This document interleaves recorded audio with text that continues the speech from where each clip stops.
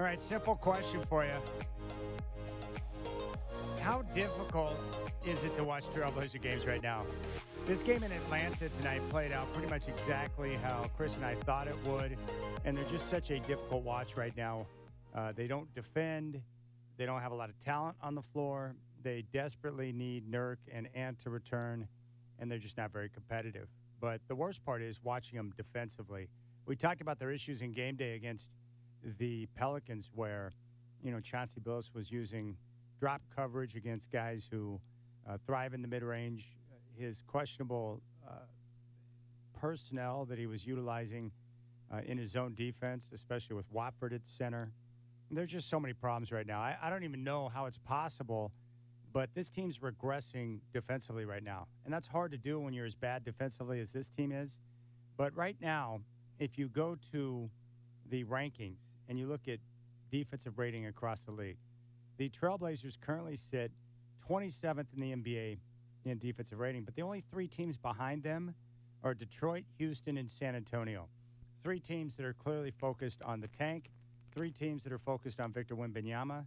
So I think in a lot of ways, just watching them play and watching the way that they operate, worst defensive team in basketball, the Portland Trailblazers. And that's why I think all the conversation about, making a playoff run, being a part of the playoffs, trying to make a push for the play-in or whatever, it's laughable because this team is not competing, playing, or executing like a playoff team. It is what it is. They're just not good. The roster's not good. They miss Ant. They miss Nurk. They don't have a lot of bodies. They're severely undersized. And once again, that popped up tonight. Oh, by the way, Dejounte Murray had 41 points, a career high. He had 40 points in a game back in January at Moda Center against the Blazers. His two highest scoring outputs in his career have come against your Portland Trailblazers. 41 points tonight, and it was easy for him. 17 of 22 from the floor, 5 of 5 from three. Trae Young finished with 23 points and 11 assists. The Hawks shot 57.1% from the field, 46.2% from three-point range. For the Trailblazers tonight, they got Dame, 33 points and 8 assists. They got 25 from Cam Reddish, but it doesn't matter. Blazers didn't compete well. They got out-rebounded 43-34 with their lack of size. Gave up 56 points in the paint. They turned it over 18 times. Everything this team does would be numbers and data that you would look at that would describe a losing basketball team. And that's what they are. 29-34 on the season and on life support. And I'm sure glad that Dame took time to walk around and give a little pep talk to his guys before they kicked off the stretch run.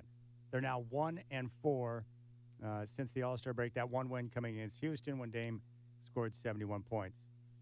It is what it is. And right now, they are moving lower on the lottery board, which is good because that's where I want them to be. Get into the lottery, give yourself a legitimate chance to get Victor Wembanyama, and we'll see what happens. But your final score tonight, 129-111. It's the fifth quarter.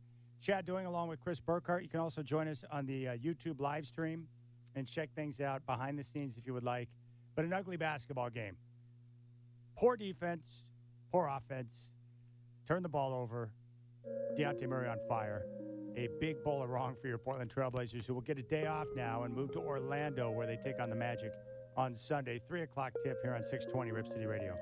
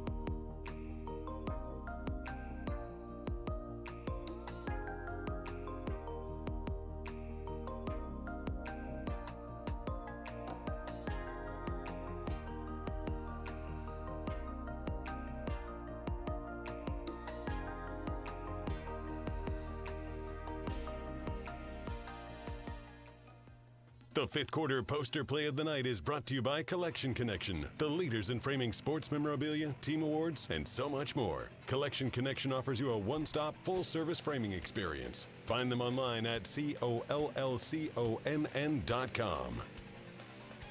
Young turns the corner, behind the back pass. No, he faked it. It's stolen, and Sharp leads it up to Reddish on the break. Reddish slams it home. Absolutely, that's doing the right thing. Steal by Shaden Sharp. Throws it while he's saving it to Cam Reddish for the dunk. The fifth quarter on 620 Rip City Radio presents the Scoreboard Report, brought to you by the Stadium Sports Bar and Grill, A-Lene's ultimate venue for sports fans every Monday night, featuring beer and wing specials and more. All right, let's get you up to date around the association. Fourth quarter in Miami, Heat and Knicks are tied at 116. Julius Randle pouring it in for New York with 37 points. Jimmy Butler with 33 points. First quarter in Denver. On ESPN, the Grizzlies and Nuggets are tied at 13. First quarter in San Francisco, Pelicans lead the Warriors 20-10. First quarter in Sacramento, the Clippers on top of the Kings 19-12. One game coming up later on tonight in Los Angeles. Timberwolves and Lakers, Minnesota favored by 1.5. Earlier finals, Magic over the Hornets 117-106. Paolo Banchero, 31 points, 6 rebounds. Hawks over the Trailblazers 129-111. Dejounte Murray, career high, 41 points. Nets over the Celtics in Boston 115-105. Mikal Bridges, 38 points and 10 rebounds. Suns over the Bulls in Chicago 125-104. Devin Booker with 35 points. Kevin Durant, 20 points, 9 boards, 6 assists in 31 minutes of action. And the Thunder over the Utah Jazz 130-103 in Oklahoma City. Josh Giddey with 18 points and 13 assists. And with that victory by Oklahoma City, if you look over at tankathon.com, the Blazers now in a tie for the 7th spot in the draft lottery, which is spectacular. And if you hold 7th all to yourself, that gives you a 7.5% chance of grabbing the top pick overall. And they're just right behind Indiana, who is currently in 6th. So depending on how you view the rest of the season, a loss to the Magic on Sunday wouldn't be the worst thing in the world. All right, let's go out to the phones. Hawks over the Trailblazers tonight, 129-111. Really just an awful basketball game in all different directions. 18 turnovers. The defense was atrocious. This team's just not very good. And I'm not even trying to be negative. I'm just being straight with you. Not a good basketball team. 1-4 since the All-Star break. But the defense is maddening. It's maddening how bad it is. They're getting worse. Let's go out to Kenny in Vancouver. Kenny, appreciate the phone call. Welcome to the fifth quarter.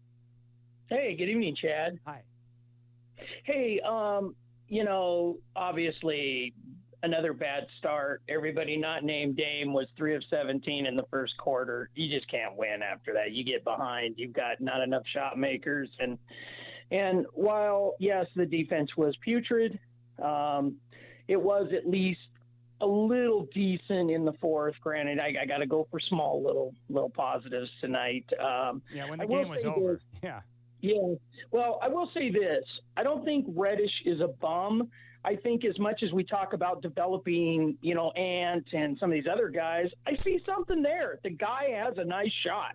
And this team needs shot makers. I would look at re-signing for for a small amount and developing him. I mean, if you're going to develop guys like Ant, I'm still not all there on him. I worry about his toughness a little bit. I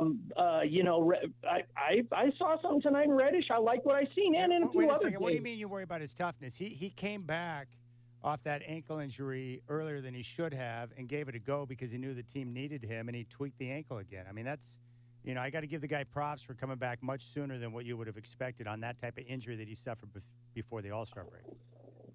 Saying, yes, I agree that, but I don't know. I've seen Dame have a similar ankle injury. Granted, he is a different kind of guy, and still, you know what I mean, work through it. I'm just saying, you know what I mean? Even if he's our second best facilitator on the team, even if he's not 100%. No, I don't understand what you're saying, Kenny. I'm not going to let you crack Ant like that. I mean, the guy came back too soon after the ankle sprain, and it was a severe ankle sprain. He tried to give it a go. He tweaked the ankle again, and he was trying to get out there on the floor. He wasn't jaking around and just taking time off. He tried to get back out there. And it doesn't matter how the defense was in the fourth quarter. They're down 21 points going into the fourth. The game was over, like big time over. Chauncey probably should have taken Dame and Grant out of the game sooner.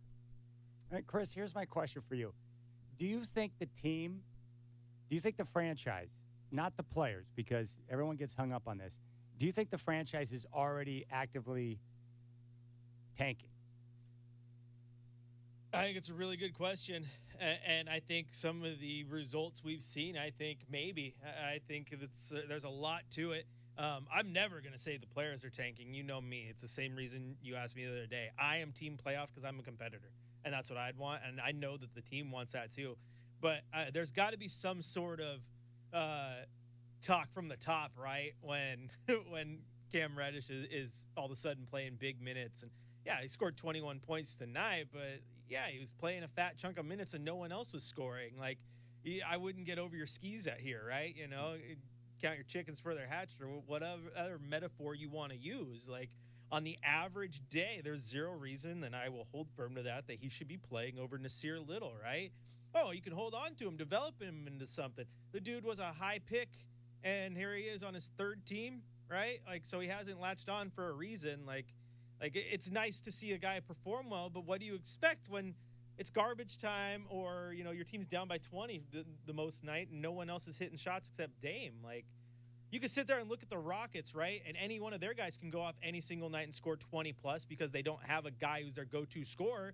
That doesn't mean that he's just all of a sudden a nice piece to build around, right? That's true. So it's tough. It's tough. There's a lot of smoke. I feel as a fan of this team, I would feel like in one of those Hall of Mirrors at like the carnival, like you don't know which way to go.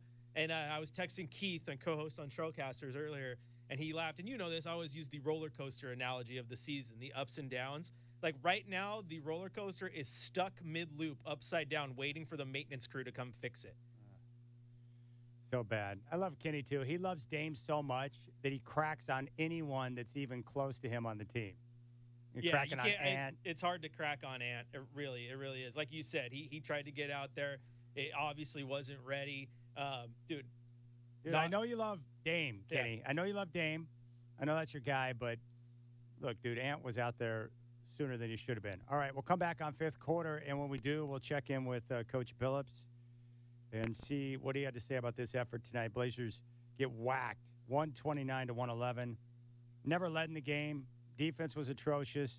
Turned it over 18 times, got out-rebounded, got dominated in the paint, and Dejounte Murray scored a career-high 41 points. His two best games as a pro are now against Portland, 40 back in January, 41 tonight, and that is that. Portland now on to Orlando to take on the Magic. That game will tip off Sunday at 3, game day starting at 12:30 here on 620 Rip City Radio.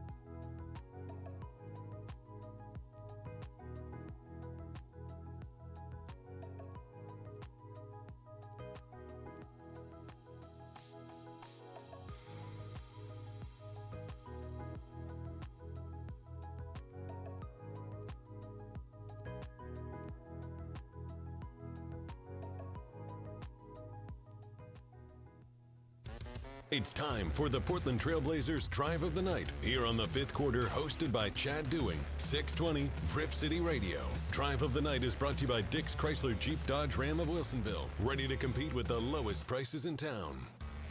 Hunter all the way to the rim, missed it, and the rebound is tapped out by Eubanks to Lillard. Now he finds Grant. Grant drives, steps through to the rim, and dunks it home. That's the most exciting play of the day for the Blazers.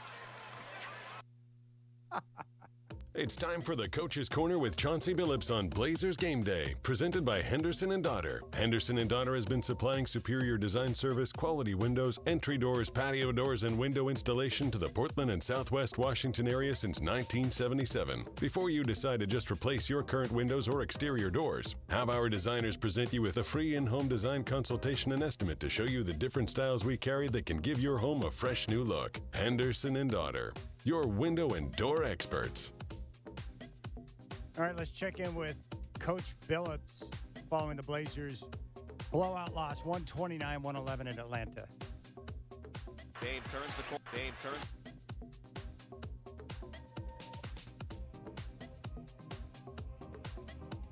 I have faith The in you, biggest Chris. takeaway for me is, I don't care how good you are. It's tough to absorb 24 second chance points. You can't rebound, you can't score, you can't do anything. So they beat us up on the glass and the putbacks, and I thought we turned it over too much. Our turnover was just loud. They just were at inopportune times. But yeah, it was just a tough going, and obviously DeJounte really had it going, and even when we started doubling him, he still was finding a way. But they played well. You give them a lot of credit. How do you think you guys have done in terms of when doubles come in for Dame, or I know it's double Jeremy a couple times tonight as well? Like, how do you feel like you guys are dealing with those doubles? I think for the most part, pretty good. Pretty good for the most part, but it's up and down.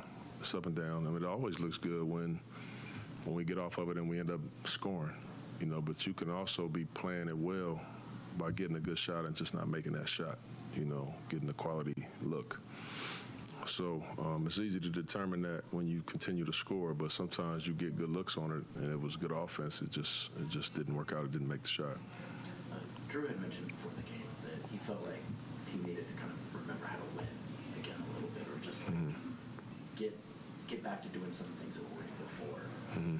What would your take be on that? Well, you would have to ask Drew about that. Right. Well, I guess more your opinion about, do you feel like the issues are kind of compounding because you haven't been able to have some success, or is it just you're shorthanded? I mean, I'm not an excuse coach at all. I don't do that. I don't condone that with my guys. We're not playing great, and teams are starting to play better than us. I think teams are playing harder than us for the most part, even though I don't question the effort of our guys. But inexperience really shows up, in a lot of our games. We got some really important pieces that we've been relying on that are not playing, but that's how this game goes. Every team has those lapses during the season, and that's just exactly where we're at. How would you categorize Cam's game? It seems like he's making some progress, and I noticed he seems to be bringing the ball up the court a little bit. Yeah. I thought Cam, for the most part, played well. He was aggressive. We need him to be aggressive, in particular when Ant's out, Nurk's out. We need another guy, that can be aggressive, that can move the scoreboard a little bit. So I thought he played a really good game. He doesn't really know most of the offense yet. We haven't had practice that much, and then even when we did, he wasn't playing really the point. Or like a secondary ball handler, which he's easily able to do. But he was kind of thrust into that position tonight, because I kind of played him on the ball in the second unit, and I thought he did a really good job. All right, there's Coach Billups following the Blazers' 129-111 loss to the Hawks. Let's go back out to the phones here in the fifth quarter. Zach in Southeast. Zach, appreciate the phone call. You're up. What was your reaction to the blowout loss tonight? Hey, Chad. First off, thanks a lot, man. Always appreciated your honesty and your realness on the radio. It's endeared a lot of Blazer fans to you, and I appreciate that. Oh, thank you. I appreciate it. Yeah, so I'm a nerd. I'm a numbers guy. So I've done a lot of statistical analysis. I ran some stuff through my mainframe computer, and everything just spits out one word as to what's going on with this Blazer team. It's defense. That's it, man. That's this whole problem is ever since we fired Nate McMillan, we've been a bottom of the league defensive team. And you're never going to go anywhere in the playoffs as a bottom dweller defensive team. Ask Kevin Durant how that works. The one time he won a ring it was at Golden State, and everybody thinks they were all run and gun and Steph and Clay. No, they were top 5 in the league most of those seasons in defense. And the last time we had like a tough-nosed, tough-minded, or hard-nosed, tough-minded kind of team was under Nate McMillan. And what did we do here in Portland? We let a cupcake-eating, overweight, came into camp out of shape Ray Felton lead a locker room mutiny and get him fired. That's all there is to it. Until this team decides that they are actually committed to playing defense, nothing is ever going to go well in the playoffs. For the last 35 years in the NBA, every team that's won a championship, with the exception of 2 years, has been a top at least 10 ranked defense in the league. And most of them are top 5. That's right. The last team to do it, I think, was the 01 Lakers with Shaq and Kobe. Exactly. And we're a far cry from that. So until this team actually decides we're going to put some defensive pieces around Dame and get a coach who doesn't just want to be cool and relive his past playing days, or like Stotts was an offensive genius or whatever, great. We have to play defense. My dream coaching staff is like Nate McMillan as a head coach and Terry Stotts as an assistant. And then maybe you get somewhere. Now, I know Nate hasn't won a ring as a coach, but at least you're going to be putting yourself in a position to have a chance going deep into the playoffs when the refs start swallowing their whistles. This team's not going anywhere until we play some defense. Points are going to come. We got Dame. We can score. Great. 100%. I agree. There's no question. You got to play defense. Part of that is personnel. This team's undersized. They don't have a lot of good defenders on the roster, and they're clearly not coached well. But, the big issue is that your backcourt, they've had a couple of good defensive teams under Terry Stotts. The 13-14 squad, the 14-15 squad was pretty good defensively, but they had better personnel to be defensive. LaMarcus was a very good defender. Rolo was good in the way that they used him. Nick Batum could guard multiple positions, and Wesley Matthews provided protection next to Dame. 503-248-0620. All right, we'll come back on fifth quarter. If you're on hold, stay there. We'll get to your calls. Final score tonight from State Farm Arena in Atlanta, 129-111. Hawks get the win. Blazers have dropped 3 straight. They're now a measly 1-4 since the All-Star break. They're at Orlando on Sunday. Tip-off at 3 here on 620 Rip City Radio.